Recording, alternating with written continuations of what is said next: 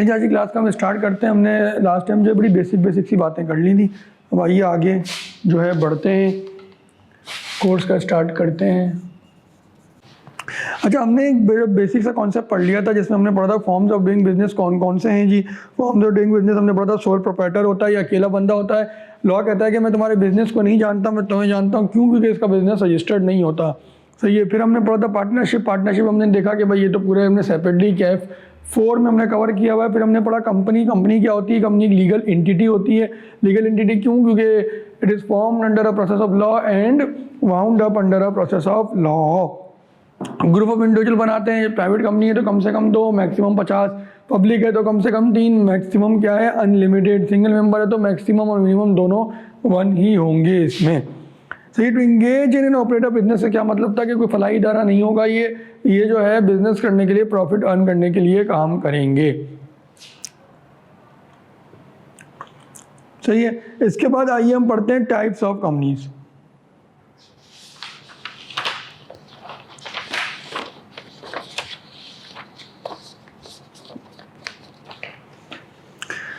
Types of companies क्या है? On the basis of, सबसे पहले पढ़ते हैं on the basis of status. इसके बाद देखो टाइप्स ऑफ कंपनी 2-3 तरह से है। एक तो है on the basis of status, फिर है on the basis of liability, फिर है अदर टाइप्स ऑफ कंपनीज आ रही है।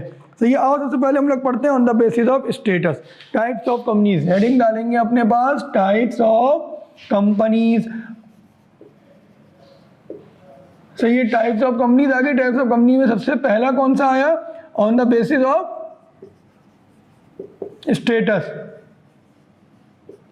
सही है। On the basis of status. On the basis of status में वो 3 तरह की कंपनी बताता है। Private company, single member company और कहता है पब्लिक कंपनी। पब्लिक कंपनी में फर्दर डिवीजन है, लिस्टेड अनलिस्टेड, हम पढ़ते हैं अभी आगे जाके। प्राइवेट कंपनी क्या होती है? देखो लफ्ज जो है खुद बता रहा है प्राइवेट कंपनी कि भाई क्या है जी, प्राइवेट है। ये प्राइवेट है, आपकी घर की खेती है। सही है।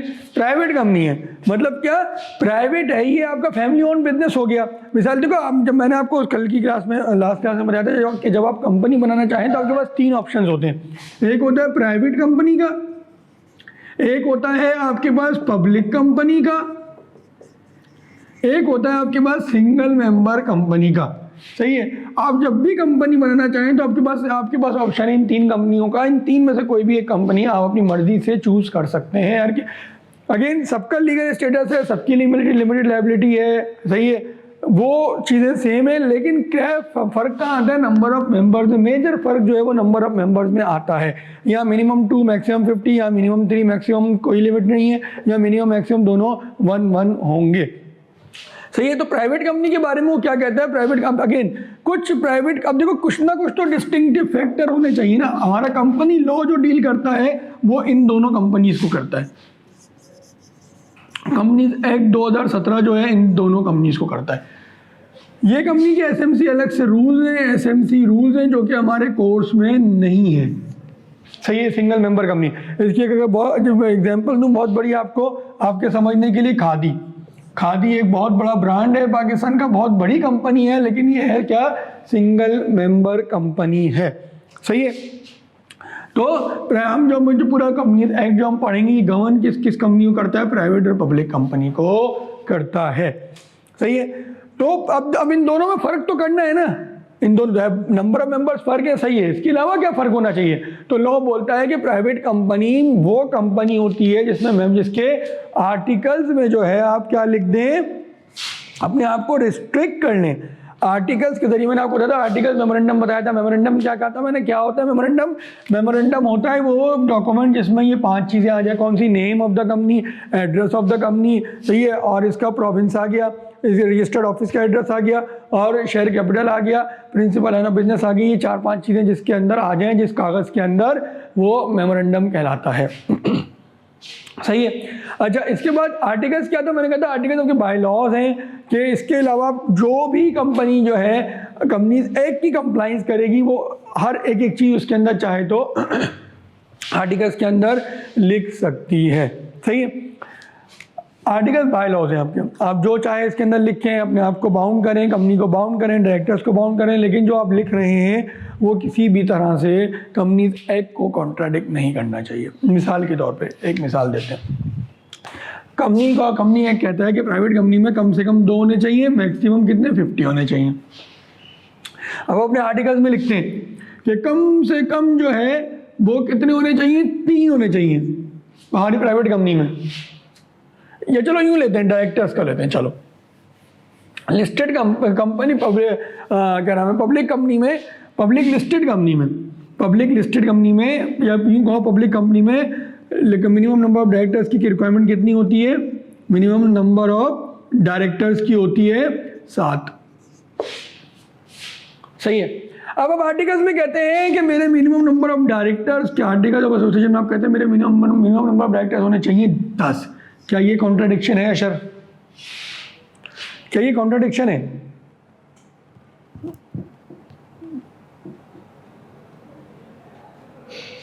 क्या ये कॉन्ट्राडिक्शन है? देखो वो कह रहा है, लॉ कह रहा है मिनिमम 7, मैं कह रहा हूं मिनिमम 10। क्या ये कॉन्ट्राडिक्शन है? नहीं है ये कॉन्ट्राडिक्शन। कॉन्ट्राडिक्शन होती है उससे बरक्स बात करना। उसने कहा कम से कम इतना, अब अगर मैं कहूं मेरा आर्टिकल कहते हैं कम से कम 6 होने चाहिए, ये कॉन्ट्राडिक्शन है। उसने देखो यहाँ कम से कम का है, ज्यादा पे कोई लिमिट नहीं लगाई, वो कह रहा है इतने तो कम से कम होने चाहिए, तुम इससे ऊपर जितने भी चाहे करना है कर लो, इससे कम नहीं होने चाहिए। तो जब मैंने 10 लिखा तो मैंने कहा 10 क्या 10 में 7 आता है? बिल्कुल आता है। मैंने कहा सही है, this is not a contradiction, ये सही है। और जब मैंने इसको 6 कर दिया तो क्या is is a contradiction? Yes, this is a contradiction और ये नहीं हो सकता। सही है। अब प्राइवेट कंपनी की देखते हैं मिसाल। प्राइवेट कंपनी में लॉ कहता है मिनिमम नंबर ऑफ मेंबर्स कितने होने चाहिए, 50, सॉरी मैक्सिमम कितने होने चाहिए, 50। अब मिसाल के तौर पे मैं अपने एओए में लिखता हूं कितने, कि मैक्सिमम कितने होने चाहिए, मैक्सिमम मैं लिखता हूं 55। क्या ये कॉन्ट्राडिक्शन है?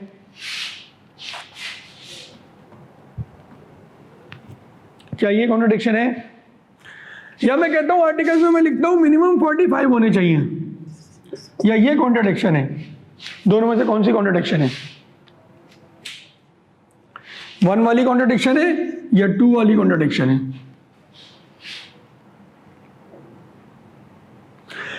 1 वाली कॉन्ट्राडिक्शन है। वेरी गुड, क्योंकि लॉ कहता है कि भाई मैक्सिमम 50 होने चाहिए, आप 50 से ऊपर नहीं जा सकते। आप 50 से ऊपर गए, दिस इज अ कॉन्ट्राडिक्शन। वो कह रहे हैं मैक्सिमम 50 होने चाहिए, आज ऐसा था 50, आपने कहा नहीं ऐसा था 45 होने चाहिए, this is not a contradiction. अब ये समझ गए कि आर्टिकल में आप कुछ भी लिख सकते हैं, बट द वर्ड्स रिटन या the paragraphs written, the sentences written should not contradict the companies act and rules made there under. यहां तक क्लियर है? आगे बढ़े।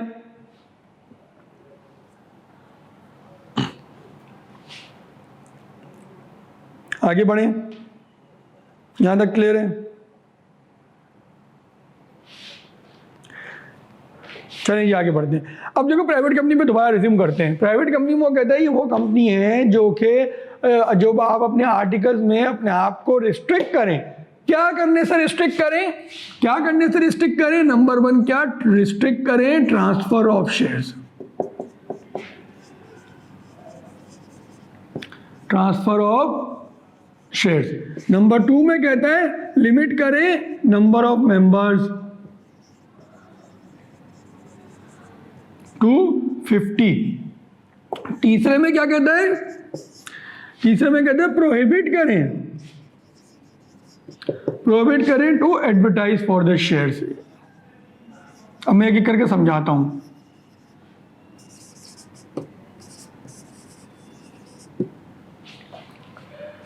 ठीक है, सबसे पहले कहता है कि रिस्ट्रिक्ट करे। देखो प्राइवेट कंपनी में वो कह रहा है कुछ तो फर्क होना चाहिए ना प्राइवेट और पब्लिक में, सिर्फ नंबर ऑफ मेंबर्स का फर्क थोड़ी होगा।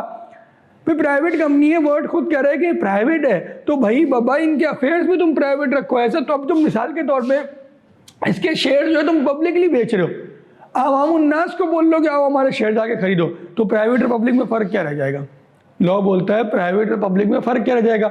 अगर इसके शेयर भी अवाम उन्नास खरीद रही है, इसके शेयर भी अवाम उन्नास खरीद रही है, इसके मेंबर्स भी अवाम उन्नास हैं, इसके मेंबर भी अवाम उन्नास हैं, मतलब public at large, general public है, तो फिर फर्क क्या रह जाएगा प्राइवेट और पब्लिक में? तो लॉ कहता है कि प्राइवेट कंपनी वो कंपनी है जिसके अंदर आपने आर्टिकल्स के जरिए अपने आप को रिस्ट्रिक्ट करते हैं कि आप ट्रांसफर शेयर्स नहीं करेंगे। देखो मैं अभी ये तीनों जुमले पढ़ा दूं, फिर मैं इस वर्ड को और इस वर्ड को डिफाइन करूंगा, एक्सप्लेन करूंगा, आपसे भी पूछूंगा रिस्ट्रिक्ट और प्रोहिबिट को। दूसरे में क्या कहते हैं कि नंबर ऑफ मेंबर जो है 50 होने चाहिए, 50 से ज्यादा नहीं होने चाहिए। तीसरे में क्या कहते हैं, प्रोहिबिट करो एडवर्टाइज करने से फॉर शेयर। देखो ये दोनों आपस में इंटरलिंक्ड है, एक तरीके से इंटरलिंक्ड है। क्यों? ऊपर मना कर रहा है रिस्ट्रिक्ट करे, अगर यहाँ कहते हैं एडवर्टाइज करो फॉर शेयर तो ऊपर वाले जुमले की कोई औकात ही नहीं होगी। यहाँ कहते हैं कि एडवर्टाइज करो अपने शेयर्स को तो ये जनरल पब्लिक खरीदे, ऊपर कह रहा है रिस्ट्रिक्ट करो ट्रांसफर ऑफ शेयर्स को। तो दोनों एक तरीके से ये जुमला जो है 3 वाला ये 1 को सपोर्ट करता है। ऊपर कहता है कि रिस्ट्रिक्ट नहीं, आप रिस्ट्रिक्टेड हो कि आपने ट्रांसफर ऑफ शेयर्स खुल्लम खुल्ला नहीं कर सकते, तो वही जुमले तो नीचे उसको सपोर्ट भी करता है, कहता है कि आप अपने शेयर्स की एडवर्टाइजमेंट नहीं कर सकते। बिल्कुल भी पाबंदी है कि आप जनरल पब्लिक को उसको एडवर्टाइजमेंट करें कि वो आके इसको खरीदें। सही है। देखो अब इसके अंदर पहले पूरा कंक्लूड करते हैं, फिर आपके सवाल भी लेंगे। इसके अंदर 2 वर्ड आ रहे हैं, एक आ रहा है रिस्ट्रिक्ट, एक आ रहा है प्रोहिबिट। दोनों में क्या फर्क है? दोनों यहाँ जो बच्चे बैठे हैं वो बता दें क्या फर्क है रिस्ट्रिक्ट और प्रोहिबिट में। देखिए रिस्ट्रिक्ट का मतलब होता है कि आपको मना किया गया है, लेकिन कोई ना कोई ऐसे वे आउट है, ऐसा वे आउट है जे कि आप वो चीज़ कर लें, वो बैरियर को पार कर लें तो आप वो काम कर सकते हैं। प्रोहिबिट क्या होता है? बिल्कुल मना, खारिज हो जाना किसी चीज़ से कि नहीं है, बिल्कुल ही रिस्ट्रिक्ट, बिल्कुल ही आप मना है, पाबंदी है। इसको मैं एग्जाम्पल के जरिए समझाता हूँ। मैं एक एग्जाम्पल देता हूँ हमेशा, वो आसानी से समझ में आ जाएगा। आपने क्या लिखा है जी? बिल्कुल मना किया गया, आपने बिल्कुल सही लिखा, हम भी यही चीज़ कह रहे हैं। मिसाल के तौर पे आर्म्स एंड एम्यूनिशन की गवर्नमेंट ने पाबंदी लगाई हुई कि आर्म्स एंड एम्यूनिशन की कोई भी नुमाइश नहीं लगा सकता जब तक वो गवर्नमेंट से एनओसी ना ले ले, जब तक वो गवर्नमेंट से एनओसी ना ले ले। सही है। ये क्या है? ये रेस्ट्रिक्शन है। एनओसी लेगा तो रेस्ट्रिक्शन खत्म हो जाएगी, वो नुमाइश लगा लेगा। सही है। अब इसी का प्रोहिबिशन कैसे होगा? गवर्नमेंट कहती है कि भाई कोई भी सिविलियन जो है किसी भी तरह, किसी भी मद में, कभी भी जो है और किसी भी वे आउट के जरिए जो है नहीं लगा सकता नुमाइश आर्म्स एंड एम्यूनिशन की। ये क्या है? प्रोहिबिशन है। यहाँ गवर्नमेंट ने कोई वे आउट नहीं बताया। क्लियर है? गवर्नमेंट कहती है एनओसी लो और लगा लो। ये क्या है? रिस्ट्रिक्शन है। रिस्ट्रिक्शन बाहर कब हो जाएगी? जब एनओसी में ले लूंगा। सही है। और गवर्नमेंट सेकंड में क्या कहता है कि सिविलियन लगा ही नहीं सकता, जो भी करेगा नुमाइश लगाएगा वो जो है मिलिट्री लगाएगी। तो ये क्या है जी? ये प्रोहिबिशन है। ये बिल्कुल ही आपको मना ही कर दिया गया है, कोई वे आउट नहीं है इसके अंदर। सही है। अब इससे कनेक्ट करते हैं। प्रोहिबिट तो समझ में आता है, वो कह रहा है देखो तुम जनरल पब्लिक में कभी भी नहीं जा सकते, कोई तरीका ही नहीं, कोई वे आउट नहीं है। तुम अगर जनरल पब्लिक में चले जाओगे तो तुम में और इसमें पब्लिक कंपनी में क्या फर्क रह जाएगा? तुम नहीं जा सकते। चलो भाई समझ में आ गया। यहाँ रिस्ट्रिक्ट लिखता है, यहाँ प्रोहिबिट लिख देता है, तो फिर तो मसला ही हो जाता है ना। एक बंदे ने एक दफ़ा शेयर खरीद लिए, जब तक वो कवर में नहीं उतर जाएगा वो शेयर जो है वो नहीं बेच सकता। इसका मतलब यही हुआ ना यार। अगर मैं लिख दूँ प्रोहिबिट ट्रांसफर ऑफ शेयर, मतलब ऐसा तो इस तरह तो ये हुआ कि भाई को भी नहीं बेच पाएगा। तो जब भी उसमें कहता है रिस्ट्रिक्शन है। रिस्ट्रिक्शन क्या है? तुम खुल्ला जाके ट्रांसफर नहीं करो, लोगों को जाके बेचो नहीं, लोगों को जाके बोलो नहीं क्या आओ शेयर खरीद लो। जैसे 3 देखो मैंने कहा ना 1 और 3 इंटरलिंक्ड है। खुल्ला तुम एडवर्टाइज नहीं कर सकते, खुल्ला तुम जाके लोगों को नहीं बेच सकते, खुल्ला तुम जाके लोगों को ट्रांसफर नहीं कर सकते। तुम्हें ट्रांसफर करना है बिल्कुल करो, अपने फैमिली मेम्बर्स में करो, पोशीदा करो, अपने करीबी दोस्तों को करो, वो तुम जो है ये वाला मीन यूज़ कर सकते हो। लेकिन इसको अखबार में इश्तिहार दे के अपने शेयर्स को ट्रांसफ़र नहीं कर सकते। क्लियर हुआ ये? क्या ये क्लियर हुआ? लॉ प्राइवेट कंपनी की कोई डेफिनेशन नहीं देता। कंपनी को वही कहता है कि भाई कंपनी वो है जो कि इस लॉ के तहत बनी हो। सही है। प्राइवेट कंपनी में बस वही बताता है कि आर्टिकल्स के जरिए अपने आप को क्या करें? रिस्ट्रिक्ट करें ट्रांसफर ऑफ शेयर, लिमिट है वो नंबर ऑफ मेंबर्स टू 50, और प्रोहिबिट करें advertise for sale of shares. सही है। आइए अब इसको पढ़ लेते हैं। कह रहा है private company other than a single member company, single member company को उसने हटा दिया, means a company which by its article restrict the rights to transfer its share. सही, नंबर 1 वाला जुमला। नंबर 2 का limit the number of its member to 50 not including person और in the employment of the company. कह रहा है जो आपके एम्प्लॉइज होंगे वो मेंबर में शुमार नहीं होंगे। जाहिर सी बात है यार, एक बंदा सैलरी ले रहा है पूरा महीना काम कर रहा है, मालिक तो नहीं कहलाएगा ना, मेंबर्स तो मालिकान होते हैं। फिर भी लॉ ने क्लियर कर दिया, प्रोहिबिट्स एनी इन्विटेशन, मना करता है कि आप इनवाइट करें किसको, पब्लिक को, किस चीज के लिए, to subscribe for the shares, कि हाँ हमारे शेयर खरीदें, मना करता है वो कि आप ये करें। इफ एनी और डिवेंचर्स और redeemable capital of the company. Debenture क्या होता है, डिवेंचर एक लो डेट इंस्ट्रूमेंट होता है, शेयर इक्विटी इंस्ट्रूमेंट होते हैं। तो इंशाल्लाह आगे जाएंगे तो अपनी चीज़ें पढ़ के खुद ही समझ जाएंगे। अभी आप ये समझिए सिर्फ इसके अंदर कि शेयर जो है आपको प्रोहिबिट करता है एडवर्टाइज करने से। अब एक और बात क्लियर करता है, कह रहा है जब 2 या 2 से ज़्यादा, मिसाल के तौर पे आपके अब्बू हैं, आपके अब्बू ने कहा मैं 60 साल का हो जाऊंगा तो मैं ये जो शेयर दें ये अशर और अशर के भाई के नाम पे कर दूंगा। अब अब्बू इनके 60 साल के हो गए, अब जो अब्बू के 1 लाख शेयर थे, अब्बू ने दोनों को 50-50 हज़ार नहीं बांटे, अब्बू ने दोनों के नाम पे 1 लाख शेयर कर दिए। तो ये क्या है, अब आप लोग क्या कहलाएंगे, जॉइंट मेंबर। 2 मेंबर हैं, शेयर्स एक ही हैं, जॉइंट मेंबर कहलाएंगे। तो लॉ कहता है जब इस तरह का सिचुएशन होगा कि 2 या 2 से ज़्यादा मेंबर्स होंगे किसी भी शेयर्स के, तो वो काउंट होंगे सिंगल मेंबर, क्योंकि शेयर्स बटे नहीं हैं इसमें। मिसाल के तौर पर अशर के अब्बू ने कहा भाई 1 लाख है ये शेयर, ये मैं क्या कर रहा हूँ 50,000 अशर को दे दूंगा, सही है, 50,000 इसका कोई इनके कोई भाई हैं उनको दे दूंगा, सही है। तो ये क्या हुआ, ये तो बढ़ गए ना, ये 2 मेंबर अलग अलग हो गए। लेकिन अशर के अब्बू ने कहा नहीं, जो 1 लाख पूरे शेयर ने ये में जो है पूरे कंबाइंड शेयर जो हैं ये दोनों बच्चों के नाम होंगे, अशर के और उनके भाई के।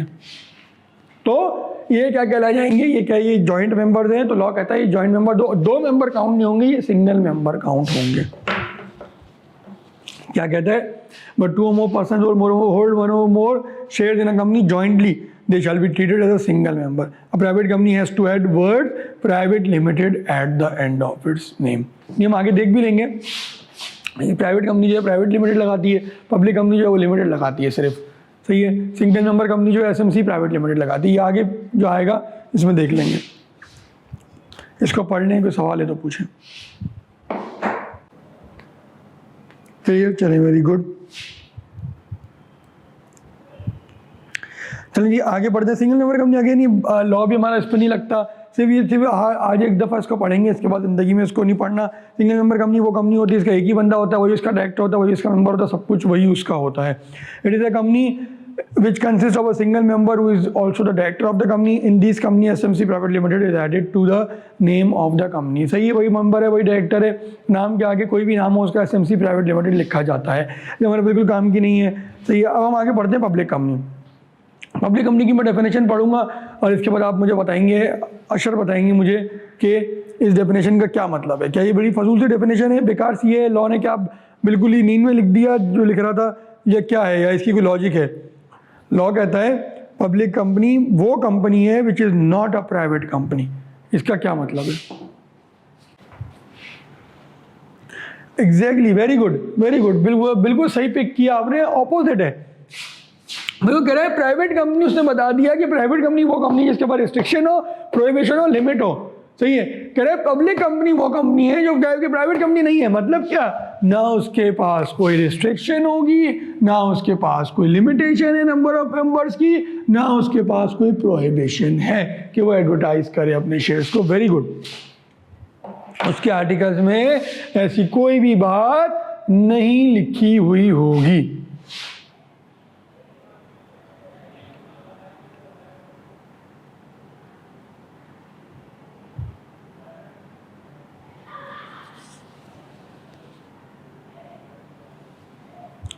सही है जी।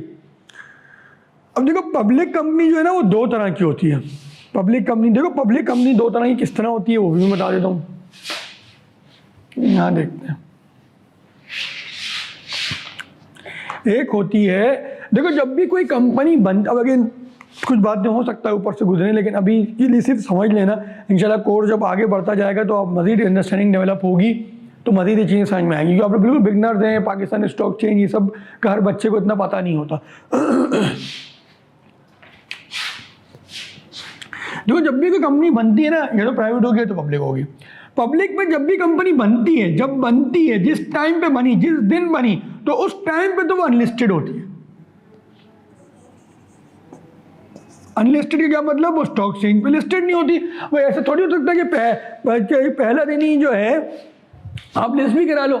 भाई अभी तो आपने कंपनी बनाई है, अभी आप चलाओगे कुछ सालों तक, फिर आप जाके स्टॉक एक्सचेंज को बोलोगे। स्टॉक एक्सचेंज क्या होता है मैं आपको बता देता हूँ। लिस्टेड क्या होती है? देखो लिस्टेड कंपनी वो कंपनी होती है जो कि अपने शेयर्स को एक फोरम पे जाके लिस्ट करा देती है कि ये मेरे शेयर हैं, आए इसमें आप ट्रेडिंग करें। इनवाइट करती है जनरल पब्लिक को कि वो आप उसके शेयर्स खरीदें और बेचें। सही है। वो शेयर्स खरीदते और बेचे कहाँ से, कौन सा फोरम क्या है? वो फोरम है पाकिस्तान स्टॉक एक्सचेंज। सही है। यहाँ पे शेयर लिस्ट होते हैं। यहाँ रोजाना की बेसिस पे मंडे टू फ्राइडे इसकी मार्केट चलती है, सुबह 9 से लेकर 3 साढ़े 3 बजे तक, और उस टाइम दरमियान आप जो है उसके शेयर्स की खरीदो फरोख्त कर सकते हैं। लिस्टेड कंपनी जो है उसकी रिस्ट्रिक्शन ये होती है कि फॉरेन जब आप करके, लिस्टेड कंपनी की रिस्ट्रिक्शन ये कि कंपनी को पब्लिक लिमिटेड होना जरूरी है। आप लिस्टिंग कभी भी किसी कंपनी की नहीं करा सकते जब तक वो पब्लिक लिमिटेड नहीं है। पब्लिक कंपनी होगी वही कंपनी लिस्ट हो सकती है, ये लिस्ट नहीं हो सकती। क्यों लिस्ट नहीं हो सकती? अभी हमने पढ़ा, मैक्सिमम नंबर 50 होंगे। यहाँ जब जनरल पब्लिक में जाती है तो यहाँ तो हज़ारों की तादाद में मेंबर होते हैं। सही है। रिस्ट्रिक्ट है ट्रांसफ़र, यहाँ तो ट्रांसफ़र भी कोई रिस्ट्रिक्शन ही नहीं है, सुबह शाम ट्रांसफ़र हो रहे हैं। प्रोहिबिशन एडवर्टाइजमेंट, दिन रात एडवर्टाइजमेंट हो रही है शेयर्स की। सही है। तो रिस्ट्रिक्शन सबसे पहली बात कि उसने क्या करी कि पब्लिक कंपनी का होना जरूरी है। पब्लिक कंपनी का मतलब एक कंपनी बनी होगी लेकिन वो प्राइवेट नहीं होगी, पब्लिक होगी। पब्लिक होगी, जो पब्लिक कंपनी बनी होगी जिस वक्त, वो कहलाती है अनलिस्टेड पब्लिक कंपनी, क्योंकि लिस्ट नहीं हुई। अगर वो जिंदगी में कभी भी लिस्ट नहीं हुई तो अनलिस्टेड ही कहलाएगी। तो ये अगर वो लिस्ट हो गई कभी तो लिस्टेड कहलाएगी। लिखने में दोनों में कोई फर्क नहीं आता। जैसे मिसाल के तौर पे एंग्रो है, एंग्रो कॉर्प लिमिटेड, ये लिस्टेड कंपनी है। अगर लिस्टेड नहीं होती तो भी एंग्रो कॉर्प होती। सही है। एंग्रो कॉर्प लिमिटेड होती। अगर ये प्राइवेट लिमिटेड होती तो किस तरह लिखते हैं? Engro Corp private limited. Public limited तो किस तरह लिखा? प्राइवेट का वर्ड हटा दिया, लिमिटेड लिख दिया। चाहे वो लिस्टेड हो चाहे वो अनलिस्टेड हो, नाम को इसी तरह लिखा जाएगा। सही है। तो लिस्टेड अनलिस्टेड का फर्क क्या है कि पब्लिक कंपनी कोई भी जब बनती है, जैसे जिस दिन बनती है वो अनलिस्टेड ही होती है। फिर उसके ऊपर चॉइस होती है उस कंपनी के पास कि वो चाहे तो अपने आप को लिस्ट कराए। अगर लिस्ट कराना है तो वो फोरम पे जाएगा, पीएसएस को बोलेगा मुझे लिस्ट कराना है। लिस्ट क्यों कराता है? जो लिस्ट इस वजह से कराता है कि उसको पैसों की जरूरत होती है। तो मोड्स ऑफ फाइनेंसिंग क्या क्या हो सकते हैं किसी भी इदारे के? मोड्स ऑफ फाइनेंसिंग तो बैंक लोन हो सकता है। सही है। सही है। नंबर 1 ये सब, ये भी डेट है, डेट। सही है। या क्या हो सकता है? आप बोले प्रेफरेंस शेयर्स। सही है। या तीसरा क्या हो सकता है? डिबेंचर्स, लोन इंस्ट्रूमेंट, ये भी डेट है। चौथा क्या हो सकता है? चौथा क्या हो सकता है? चौथा हो सकता है आपका shares, issuance of shares, equity. ये क्या है आपका? इक्विटी। इसमें भी आपके पास 2 ऑप्शन है। या तो आप एग्जिस्टिंग मेंबर से बोले भाई तुम लोग ही दो पैसे, फिर आपको लिस्टिंग की जरूरत ही नहीं है। आप क्या एग्जिस्टिंग मेंबर बोल रहे हैं भाई हम कहां से दें, दे दिए जितना था, हमारे पास और नहीं है, तो फिर आप क्या, अब आप जनरल पब्लिक के पास जाएं। यहां जब आप जाएंगे तो फिर आपको लिस्टिंग की जरूरत पड़ती है। सही है। डन है? समझ में आया बेटा?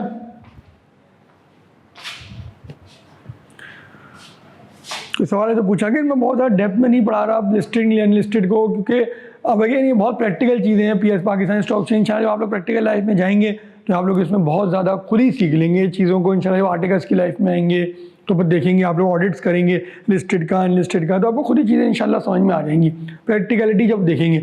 अभी इसका एग्जाम पॉइंट ऑफ व्यू से इतना काम नहीं है लिस्टेड अनलिस्टेड का, मैंने फिर भी आपको 5 मिनट पढ़ा दिया। आई डोंट थिंक सो कि इस पर ज़्यादा टाइम ज़ाया करने की ज़रूरत है।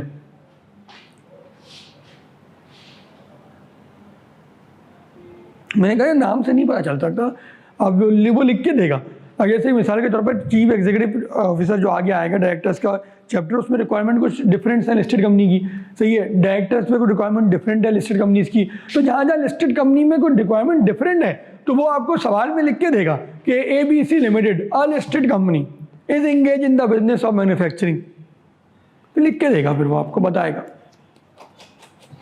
अगर कहीं कोई सवाल के जवाब में कोई फर्क ही नहीं पड़ता, चाहे वो लिस्टेड हो, चाहे वो अनलिस्टेड हो, चाहे वो पब्लिक हो, चाहे वो प्राइवेट हो, तो फिर वो आपको लिख के नहीं देगा। ABC लिमिटेड लिख देगा, ABC प्राइवेट लिमिटेड लिख देगा, आप नाम से पकड़ लेंगे कि पब्लिक है या प्राइवेट है। प्राइवेट लिमिटेड आएगा तो प्राइवेट है, लिमिटेड आ रहा है तो उसका मतलब पब्लिक लिमिटेड है। जहाँ जवाब पे फर्क पड़ेगा वो फिर वहाँ पर आपको लिख के देगा कि लिस्टेड है या अनलिस्टेड है, सही है। आप पब्लिक लिस्टेड और अनलिस्टेड पढ़ लेते हैं। पब्लिक लिस्टेड में कहता है means a public company, body corporate और any other entity whose security the shares are listed on securities exchange, में उसके शेयर्स लिस्टेड होते हैं। सिक्योरिटी एक्सचेंज क्या होता है? Pakistan stock exchange. अनलिस्टेड में कहता है public unlisted companies have not made an offer of the shares to the general public. दोनों में फर्क क्या है? लिस्टेड अनलिस्टेड में यही फर्क है कि उसने अभी तक गया नहीं लिस्टिंग के लिए, अनलिस्टेड वाला। अनलिस्टेड वाले में वही कह रहा है कि अभी तक उन्होंने ऑफर नहीं करी, वो भी चाहे तो ऑफर कर सकते हैं, कल वो बोले हम ऑफर करना चाह रहे हैं, कर लें। Hence, their shares are not traded on the stock exchange. A public unlisted company, however, is entitled to make an offer to the general public as and when it thinks fit. जब चाहे कर सकती है, unlike private companies. Private company नहीं कर सकती, which are forbidden to invite subscription from general public. सही, उनको मना है, उनके आर्टिकल में लिखा हुआ है, तो वो नहीं कर सकते। अगर प्राइवेट कंपनी को करना है तो क्या करेगी? प्राइवेट कंपनी कन्वर्ट हो जाएगी इंटू पब्लिक कंपनी, कर ले, कोई मसला थोड़ी है। कन्वर्ट हो जाए, कन्वर्ट होने के बाद कर ले।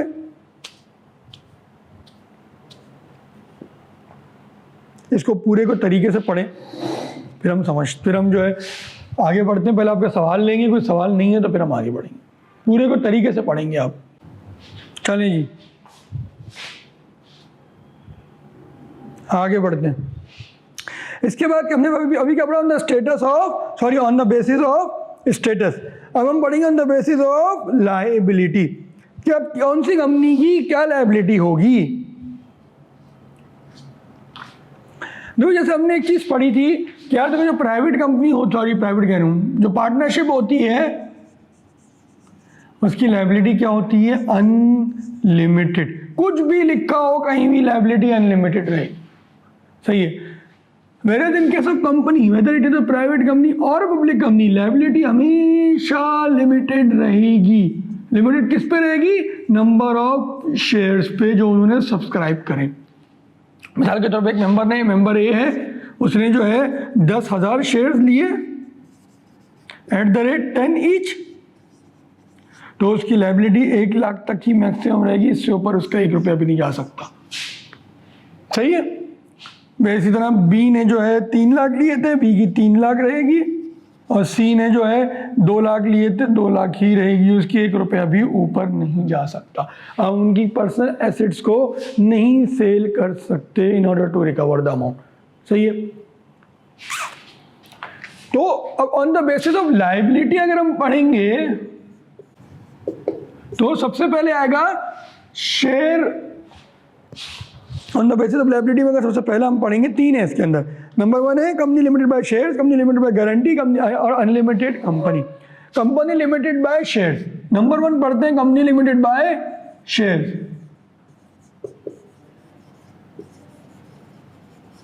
सही है, इसमें गौर से सुनिएगा, मैं आपसे एक सवाल ही पूछूंगा। कंपनी लिमिटेड बाय शेयर्स का क्या मतलब है? भाई ये कंपनी जो है लिमिटेड है on the number of shares जो कि हेल्ड बाय द मेंबर, सही है। इससे ऊपर इनकी लायबिलिटी नहीं होगी, जो मैंने पूरा आपको बताया। कंपनी लिमिटेड बाय शेयर्स, इनकी लायबिलिटी की लिमिट है up to the amount of share subscribe by them, सही है। कि जितने शेयर इन्होंने शुरू में खरीदे थे, जितने अमाउंट में खरीदे थे, इससे ज़्यादा इनके ऊपर लायबिलिटी नहीं है। इसके बाद क्या है? Company limited by guarantee. इसको रीड भी करते हैं हम, अभी से पढ़ समझते हैं। गारंटी क्या होता है भाई? ये एक ज़माने में हुआ करती थी, ज़्यादा कंपनी अब तो है ही नहीं। एक ज़माने में पाकिस्तान स्टॉक एक्सचेंज भी गारंटी लिमिटेड हुआ करती थी। अब मैंने कोई अभी तक गारंटी लिमिटेड नहीं देखी अपनी ऑडिट लाइफ में या इससे पहले आर्टिकल्स वगैरह में, सही है। ये ना के बराबर कंपनियाँ हैं, एक आध थी स्टॉक एक्सचेंज, वो भी अब नहीं रही। कोई फ़ायदा नहीं है ऐसी कोई कंपनी बनाने का। गारंटी लिमिटेड में होता क्या है कि गारंटी लिमिटेड में आप एक अमाउंट अग्री कर जाते हैं, गारंटी देते हैं, being a member, being a owner, कि आप जो है ये कंट्रीब्यूट करेंगे towards the assets of the company in the event of winding up. मतलब क्या कि जब कंपनी ख़त्म हो रही होगी, जब बंद हो रही होगी, तो जितना पैसा आपने शुरू में एग्री किया था वो पैसा जो है आप उस वक्त कंट्रीब्यूट करेंगे। आपकी गारंटी है, आपने कहा था, वो आपको देने पड़ेंगे। सही है, ये दूसरा आ गया। अच्छा, तीसरा क्या है जी? तीसरा है अनलिमिटेड कंपनी। कोई बेवकूफ़ी होगा कि कंपनी भी बनाए और अपनी लायबिलिटी भी अनलिमिटेड रखे। मैंने तो आज तक की कंपनी देखी नहीं, और ना शायद ना ही ये हो। इससे अच्छा ये ना बना लेता पार्टनरशिप, और उसमें कंपनी लॉ को भी अपने ऊपर हावी करे, तो ये कंपनी लॉ की रिक्वायरमेंट भी पूरी करे, इतनी सारे 500 550 सेक्शन की कंप्लाइंस करे, सही है, और अपनी लायबिलिटी भी अनलिमिटेड रखे। कोई बेवकूफ़ी होगा जो इस तरह की हरकत करेगा, तो ये तो कंपनी नहीं का। लॉ ने सिर्फ ऑप्शन दिया हुआ कि अगर ऐसा कोई बेवकूफ़ दुनिया में जिंदा है आज भी तो वो ये बना ले। वैसे तो कोई ऐसी कंपनी नहीं होगी कि कंपनी बनाए और अपनी लायबिलिटी को भी अनलिमिटेड रखे। सही है, तो ये अगेन बहुत ही थ्योरेटिकल कॉन्सेप्ट है, प्रैक्टिकली मैंने आज तक इसको नहीं देखा। मतलब इसका यही है कि यहाँ पे जो है मेंबर्स की लायबिलिटी अनलिमिटेड होगी, जस्ट लाइक पार्टनरशिप। सही है, आओ इसको रीड कर लेते हैं। कंपनी लिमिटेड बाय शेयर्स को, कंपनी लिमिटेड बाय गारंटी को। कंपनी लिमिटेड बाय शेयर्स में क्या कहता है? With the company limited by shares the limited liability of its owners या मेंबर्स इज रिस्ट्रिक्टेड किसका? In law to the face value of the shares. सही है, they own, this is called limited liability company. सही है, face value जो है, ये जो मैंने दिखाया था, ये फेस वैल्यू जो है, इस तक इनकी लायबिलिटी महदूद है, इससे ऊपर इनकी 1 रुपए की भी लायबिलिटी नहीं है। चलो कोई भी इनको पकड़ेगा तो वो इतना ही रिकवर कर सकता है, इससे ऊपर इनसे रिकवर नहीं कर सकता। कंपनी लिमिटेड बाय गारंटी पढ़ लेते हैं। Means the company having the liability of its member limited by the memorandum to such amount limited. अब वो जो अग्री करता है ना मेंबर अमाउंट, कि मिसाल के तौर पे ये मैं 1 लाख दूंगा, मैं 3 लाख दूंगा, मैं 2 लाख दूंगा, ये मेमोरेंडम में लिखी जाती है कि फलाना बंदा इतनी अग्री कर रहा है, फलाना बंदा इतनी अग्री कर रहा है। तो वो कह रहा है कि means the company having the liability of its member limited by the memorandum to such amount as the members may undertake to contribute toward the asset of the company in the event of its being bound up. के जब जो है वो winding up में जाएंगे तो वो ये जो अमाउंट उन्होंने शुरू में अग्री किया था ये पे कर रहे होंगे। In this form of company the liability of the members continues for 1 year after he ceases to be a member. मतलब क्या कि मिसाल के तौर पर मिस्टर ए जो है वो छोड़ चला गया, मिस्टर ए ने कहा अब मैं मेंबर नहीं हूँ, जा रहा हूँ, अब बी और सी रह गए, कोई नया भी आ गया है, नहीं आया, वो उसके उस तक हम नहीं जाते। मिसाल के तौर पर ये 1 जनवरी 2023 को चला गया, सही है, इसका मतलब अब मैं नहीं हूँ, तो लॉ कहता है इसकी लायबिलिटी उस दिन खत्म नहीं होगी, इसकी लायबिलिटी चलती रहेगी 31 दिसंबर तक। सही है, वही कहता लॉ कहता है कि भाई इसकी लायबिलिटी जो है, जो अग्री उसने किया था अमाउंट, जो गारंटी दी थी, वो गारंटी की अमाउंट उस दिन खत्म नहीं होगी जिस दिन ये मेंबर था, जो चलती रहेगी 1 साल तक from the date of his cessation. सही है, जिस दिन उसने खत्म करी मेंबरशिप वहाँ से 1 साल तक। वैसे कंपनी लिमिटेड बाय शेयर्स में ऐसा नहीं होता, उसने आज शेयर्स बेच दी किसी को, खत्म उसकी लायबिलिटी। लिमिटेड बाय गारंटी में चूंकि उसने एक अमाउंट अंडरटेक किया हुआ है तो उसमें ये चीज़ होती है। A company limited by guarantee may or may not have share capital. Share capital भी हो सकता है, इसमें शेयर कैपिटल भी होगा तो भी गारंटी लिमिटेड इस तरह होगी कि बंदा क्या मैं आज पैसे नहीं दे रहा, मेरे पास 1 लाख शेयर मैंने खरीद लिए 10 रुपये के हिसाब से, मैं जब कंपनी वाइंड अप होगी जब पैसे दे दूंगा। सही है, तो ये क्या हैविंग शेयर कैपिटल है। नॉट हैविंग शेयर कैपिटल में क्या लिखेगा, वो सिर्फ अमाउंट लिखवा देगा कि भाई ये मैं अंडरटेक करता हूँ, कंट्रीब्यूट करूँगा toward the asset of the company, इसके अगेंस्ट उसके पास कोई शेयर्स नहीं होंगे। इन ईदर केस उसकी लायबिलिटी जो है कंटिन्यू रहेगी up till 1 year after he ceases to be a member. Unlimited company क्या means a company not having any limit on the liability of its member. इनकी कोई limit नहीं होती। सही है, इन तीनों को रीड करें। लिमिटेड बाय शेयर मतलब फेस वैल्यू की हद तक, लिमिट बाय गारंटी मतलब वो अमाउंट जो अंडरटेक कर रहा है, जो मेमोरेंडम में लिखवाएगा वो, और नंबर 3 अनलिमिटेड मतलब कोई लिमिट नहीं है। इनको रीड करें, फिर मेरे एक सवाल का जवाब दीजिएगा। नहीं, लिमिटेड बाय लायबिलिटी में इंटरेस्ट का इससे कोई ताल्लुक नहीं है। नहीं, फिक्स अमाउंट रिटर्न वगैरह कुछ भी नहीं होगा, ऐसा कुछ नहीं होता है इसमें। इसके अगेंस्ट मोस्टली आप शेयर्स दे लेते हैं। लिमिटेड बाय लायबिलिटी में अगर आप शेयर लिमिटेड बाय शेयर्स हैं तो उसके अगेंस्ट शेयर्स दे लिया आपने। जब कंपनी कमाएगी, प्रॉफिट होगा तो डिविडेंड देगी, वो हम आगे देखेंगे इंशाल्लाह चैप्टर्स में। और लिमिटेड बाय गारंटी में तो आपने कुछ दिया ही नहीं, सिर्फ लिखा है कि आप देंगे। तो उसमें किस बात का रिटर्न?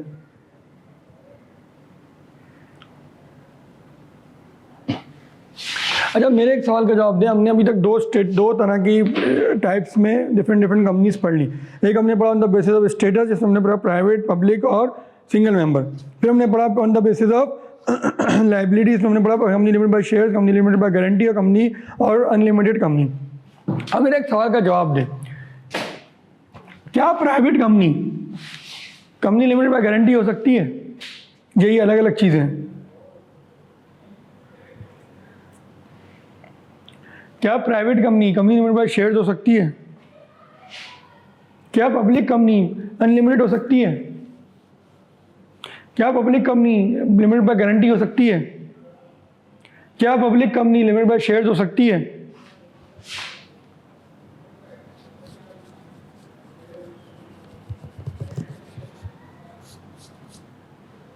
देखते हैं कितनी अच्छी अंडरस्टैंडिंग हुई है आप लोगों को अब तक। जवाब दीजिए। मे बी कैसे?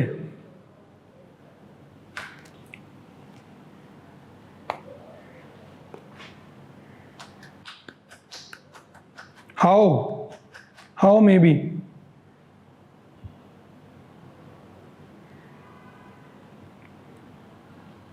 सही है। लिमिटेड बाय गारंटी हो सकती है। देखो, हमने पढ़ा on the basis of liability, फिर हमने पढ़ा था on the basis of status, जिसमें हमने पढ़ा था नंबर 1 क्या था? नंबर 1 था प्राइवेट कंपनी, नंबर 2 था पब्लिक। मैं सिंगल मेंबर को नहीं लिख रहा इतना, सही है, क्योंकि उसका कोर्स से ताल्लुक भी नहीं है इतना कोई। देखो, ये दोनों जो है ये आइसोलेशन में आप देखेंगे, ये दोनों आपस में कनेक्टेड चीजें नहीं है। वो ये बिल्कुल एक अलग कॉन्सेप्ट है, ये बिल्कुल अलग कॉन्सेप्ट है। बिल्कुल प्राइवेट कंपनी जो है वो इन्हीं में से कोई एक होगी। भाई, तो on the basis of liability है ना, प्राइवेट कंपनी की भी तो कोई लायबिलिटी होगी, पब्लिक कंपनी की भी तो कोई लायबिलिटी होगी, सही है। या तो वो ये होगी, या तो वो ये होगी, या तो वो ये होगी। यही चीज इसमें भी है, या तो वो ये होगी, या ये भी हो सकती है, या ये भी हो सकती है। 99.99% तो सब यही होता है शेयर, लेकिन समझाने के लिए। अब समझ में आया?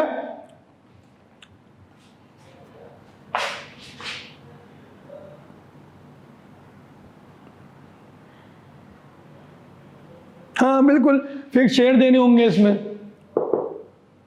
नंबर 1 में। नंबर 2 में जो अमाउंट अग्री किया वो देना होगा। नंबर 3 में जो भी वो सब देना पड़ेगा। सही है?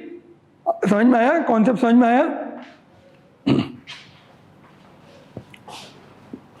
चलें, वेरी गुड वेरी गुड। अब आगे बढ़ते हैं,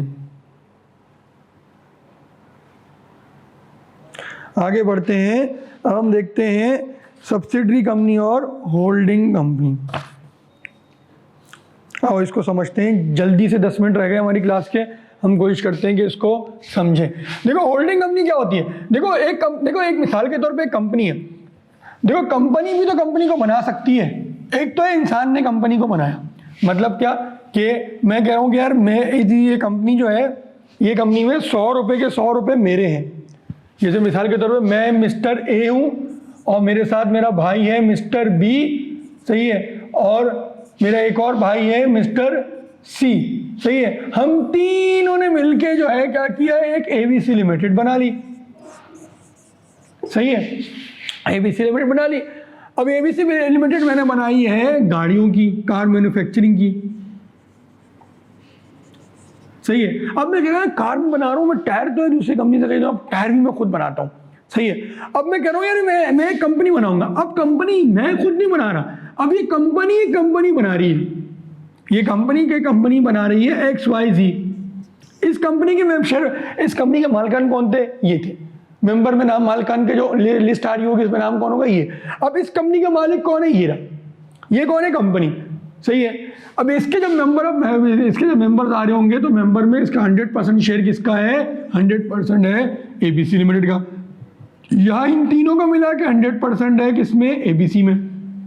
एबीसी का 100% है XYZ में, सही है। तो एबीसी क्या कहलाएगी? एबीसी कहलाएगी होल्डिंग कंपनी या पेरेंट कंपनी। होल्डिंग या पेरेंट कंपनी।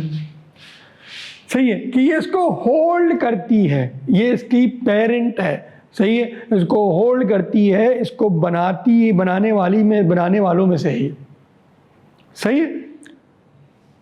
अब मिसाल के तौर पे इसने इसको बनाया, XYZ ने कहा मैं भी एक कंपनी बनाती हूँ, इसने PQR बना ली भाई, वाह भाई वाह।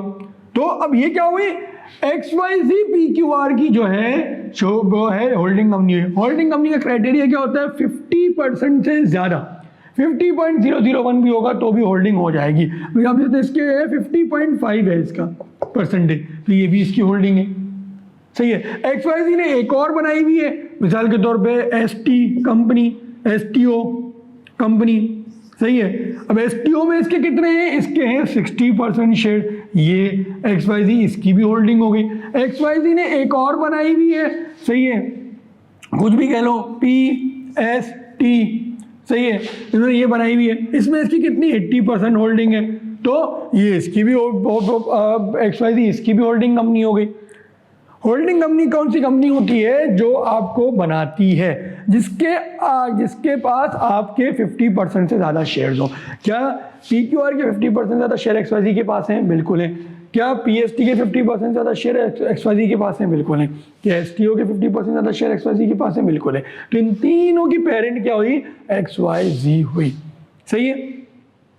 तो इसका नंबर 1 क्राइटेरिया हमने क्या पढ़ा, 50% से ज़्यादा शेयर। नंबर 2 क्या होता है, नंबर 2 में कहता है कि आपके पास बोर्ड का कंट्रोल हो। बोर्ड का कंट्रोल कैसे आता है आपके पास, बोर्ड का कंट्रोल ऐसे आता है, मिसाल के तौर पे इसके जो बोर्ड ऑफ डायरेक्टर्स बैठे हुए हैं STO में, तो ये STO के टोटल बोर्ड ऑफ डायरेक्टर्स हैं 8, मिसाल के तौर पे 8 में से 5 जो है वो STO के बिठाए हुए, सही है। अब क्या है भाई, 5 की चलेगी ना, बाकी 3 तो माइनॉरिटी में आ गए, तो वो कहता है कि भाई या तो आपका 50% ज़्यादा शेयर होल्डिंग हो, या और होता है, या आपके पास बोर्ड का कंट्रोल हो। अगर यहाँ पे इसकी मिसाल के तौर पे 20% शेयर होल्डिंग है, लेकिन 5 जो है 8 में से 5 डायरेक्टर्स XYZ के बैठे हुए, अभी भी ये पेरेंट कंपनी या होल्डिंग कंपनी कहलाई जाएगी।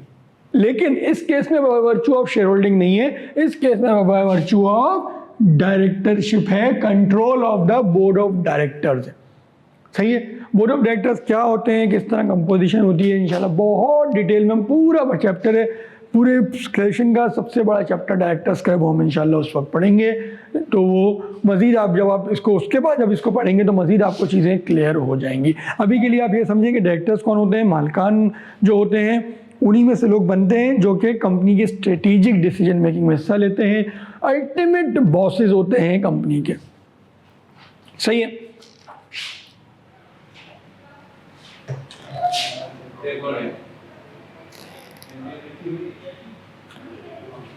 सही है जी, आइए इसको रीड करते हैं, होल्डिंग कंपनी क्या कहलाती है। हमें क्लास का टाइम भी ऑफ हो रहा है। इट मीन्स द कंपनी और बॉडी कॉर्पोरेट विच होल्ड्स, डायरेक्टली इनडायरेक्टली भी मैं नहीं समझा रहा, मैं समझाऊंगा बाद में, hold more than 50% in the voting securities of any other company. ABC क्या है, ABC क्या होल्ड करती है, मोर देन 50% बिल्कुल करती है XYZ की। तो ABC क्या है, होल्डिंग कंपनी। XYZ क्या होल्ड करती है इन अदर कंपनी में, मोर देन 50%, यस इसमें भी होल्ड करती है, इसमें भी होल्ड करती है, तो दोनों की पेरेंट कंपनी या होल्डिंग कंपनी है। Control the composition of the board of such other company, सही है, controls the composition of the board of such other company, इसकी कंपोजिशन कंट्रोल करती है, और के साथ यूज हुआ है, बीच में देखो और है, और such other company controls the और control the composition of the board of such other company, सही है, कि सच अदर कंपनी का कंपोजिशन को कंट्रोल करती है। The composition of a company's board shall be deemed to be control, किस तरह कंट्रोल होगा, ये सिर्फ समझाने के लिए बताता है कि by the company if that company by exercise of its power exercisable by it at its discretion can appoint or remove all or majority of the director। कह रहे कि ये कंट्रोल का मतलब ये होगा कि उसके पास इतनी पावर हो कि सबको या तो अपॉइंट कर ले डायरेक्टर्स को, या सबको रिमूव कर ले। देखो जब उसके पास 5 डायरेक्टर्स होंगे, कोई भी रेजोल्यूशन पास करना होगा, तो कौन जीतेगा, ये 5 अगर इकट्ठा हो जाए तो क्या ये जीतेंगे या रिमेनिंग 3 जीतेंगे, ये जीतेंगे। तो कहने का मतलब यही है कि उनके पास इतनी पावर हो, कोई भी डिसीजन को ये लोग मिलकर जो है ना यस या नो में तब्दील कर लें, सही है। तो इसको वो इन लफ्जों में कहता है कि इनके पास ये पावर हो कि या तो सारे डायरेक्टर्स को अपॉइंट कर लें इसके ST के, या सारे डायरेक्टर्स को रिमूव कर दें STO के, सही है। सब्सिडरी कंपनी क्या है? इसकी उलट है। डायरेक्टली इनडायरेक्टली ये कॉन्सेप्ट रह गया, वो मैं नेक्स्ट क्लास में बताऊंगा। सब्सिडरी क्या है? इसकी उलट है। सब्सिडरी मतलब वो कंपनी जिसके अंदर किसी दूसरी कंपनी के पास, सही, जिसके अंदर जो है किसी दूसरी कंपनी के मोर देन 50% शेयर्स हो, या जिसके बोर्ड पे दूसरी कंपनी का कंट्रोल हो। यहां हमने क्या पढ़ा? होल्डिंग में क्या पढ़ा? जिसके पास 50% अंदर शेयर्स हो, या जिसके पास बोर्ड की कंपोजिशन का कंट्रोल हो। सब्सिडरी में क्या होगा कि जिसके अंदर किसी दूसरी कंपनी के मोर देन 50% शेयर्स हो, या जिसके बोर्ड की कंपोजिशन कोई दूसरी कंपनी कंट्रोल करती हो। इसको रीड कर लेते हैं, यहां से समझ भी लेते हैं। It means a company or body corporate whose more than 50% voting securities are held or controlled by some other company. PQR के 50% जिसके के सब्सिडरी है। PQR के more than 50% shares are held or controlled by another company which is XYZ। तो PQR क्या है? PQR है subsidiary company. दूसरे में क्या कह रहे हैं? Such other company controls the composition of the board of such company. Such other company controls the composition of the board of such company. ये कंट्रोल करता है कंपोजिशन ऑफ द बोर्ड किसकी? इसकी। जो पहला वाला सच अदर कंपनी है वो इसको रेफर कर रहा है, दूसरा वाला सच कंपनी को वो इसको रेफर कर रहा है। क्या कह रहे हैं? सच अदर कंपनी कंट्रोल कौन? ये करता है ना, ये तो कंट्रोल हो रहा है। कंट्रोल कर कौन रहा है? ये। सच other company control the composition of the board of such company. सही है जी। डायरेक्टली इनडायरेक्टली कॉन्सेप्ट रहेगी, ये मैं इंशाल्लाह नेक्स्ट क्लास में समझा दूंगा। अभी जितना पढ़ाया गया है इसमें से कोई सवाल है तो पूछें, वरना फिर हम क्लास को ऑफ करते हैं।